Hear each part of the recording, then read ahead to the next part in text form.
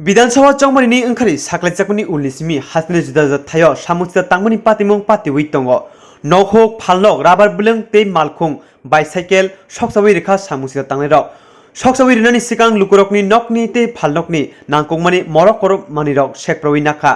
लुकुरकनि पुख्रिरावबो बिथि सारि रेखा सालब्रुमना लुकुरकनि थानि साइसे रांरावबो नावै दङ सामुचिता तांनायरकनि चपलबजागबाय देराजाक लेखाफोरा सोंनाय जोराव मुसुनक तगनक जुदा जुदा नकनि माल मातारकनोबो सकप्रावै बुथायै पाइखा बेलेखिनो वान माजाजनाय कगनखा लुकुरकनि काइसुक आजनि लामा आबहायरनबो मकल दुवै चप्रबै दङ ते आबहाय पाति मुरन्तयै थानो कक सिलचनाफानो सिलचावै माया किरि करंलाय लुकुरक ताबक अमहाय तंग हालगो गलगै दङ हदानि गाहाम लांमाते नायथक तंग खरगनो देरारि तंखा सामुचिता तांनिराव हायनि बागै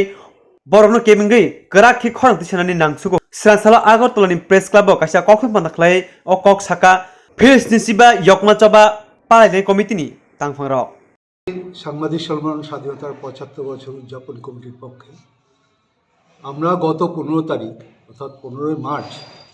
মাননীয় মুখ্যমন্ত্রীর কাছে রাজ্যের যে ভোলাটাইল সিচুয়েশন চতুর্দিকে যে হিংসাত্মক কার্যগুলি চলছে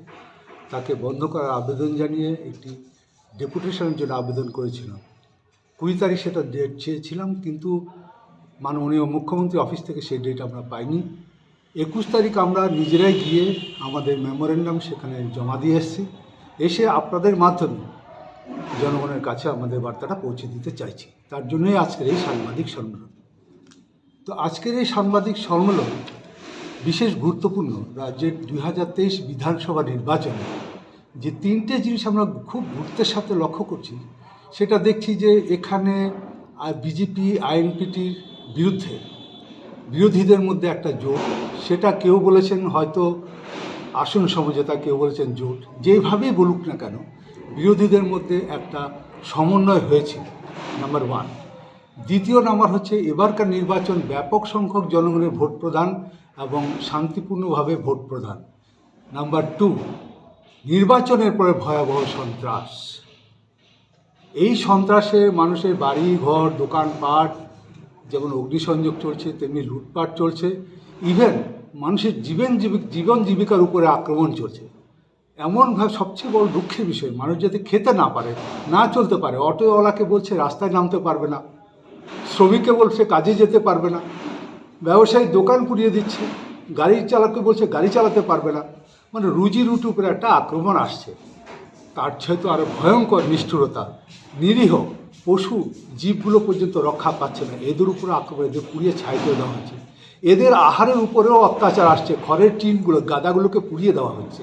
যাতে পশু খাদ্য নষ্ট করে দেওয়া যায় এই যে ভয়াবহ বিভৎস অবস্থা সেটা নিয়ে আমরা মাননীয় মুখ্যমন্ত্রীর সাথে কথা বলতে চেয়েছিলাম ওনার কাছে আমাদের বিনম্রভাবে আবেদন করেছিলাম যে আমাদের একটা সময় দিন রাজ্যের জনগণকে অন্তত মুক্তি দিন আপনার আহ্বান ছিল শান্তিপূর্ণ পরিবেশ বজায় রাখবেন স্বচ্ছতা দেবেন সব কিছুই ঠিক আছে নির্বাচনটা সবই ঠিক হয়েছে নির্বাচনের পরবর্তী সময় সেটা কী বৈষম্য চলছে দুটোর মধ্যে পরিস্থিতি কেন এইরকম অবস্থা সেই অবস্থার বিরুদ্ধে আমাদের মুখ্যমন্ত্রীর কাছে আজও আপনাদের মাধ্যমে আবেদন উনি যাতে অতি সত্বর দোষীদের গ্রেপ্তার করেন দৃষ্টান্তমূলক শাস্তি দেন যারা আক্রান্ত তাদেরকে ক্ষতিপূরণ দেন এবং রাজ্যে যাতে এই ধরনের